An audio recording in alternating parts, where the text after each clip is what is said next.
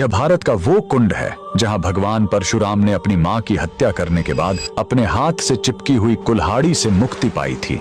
यह कहानी है महान ऋषि जमदग्नि और उनकी पत्नी पतिव्रता रेणुका की। कहते हैं रेणुका हर दिन नदी से कच्चे घड़े में पानी लाती थी और उनके सतीत्व के बल से वह घड़ा टूटता नहीं था। उनके 5 पुत्र थे, जिनमें सबसे छोटे थे विष्णु अवतार परशुराम। एक दिन रेणुका ने नदी में कुछ गंधर्वों, स्वर्ग के संगीतकार को जल क्रीड़ा करते देखा। उन्हें देखकर एक पल के लिए उनका मन मोह में पड़ गया और उसी क्षण उनके सतीत्व का बल टूटा और कच्चा घड़ा टूट गया। जब वो आश्रम लौटी तो ऋषि जमदग्नि ने अपने योग्य बल से जान लिया कि उनका मन भटक गया था। वो इतने क्रोधित हुए कि उन्होंने अपने पुत्रों को आज्ञा दी, अपनी मां का वध कर दो। जब चारों बड़े भाइयों ने मना कर दिया तो क्रोधित पिता ने उन्हें तुरंत पत्थर बन जाने का श्राप दे दिया। इसके बाद परशुराम ने पिता की आज्ञा को अपना धर्म समझा। उन्होंने भारी मन से अपनी कुल्हाड़ी उठाई और अपनी ही मां का सिर धड़ से अलग कर दिया। उनकी आज्ञाकारिता से प्रसन्न होकर जमदग्नि ने वरदान मांगने को कहा। परशुराम ने तुरंत अपनी मां को फिर से जीवित करने और साथ ही पत्थर बन चुके अपने चारों भाइयों को भी मुक्त करने का वर मांग लिया। सब फिर से जीवित हो गए, मानो कुछ हुआ ही न हो। लेकिन कहानी यहीं खत्म नहीं हुई।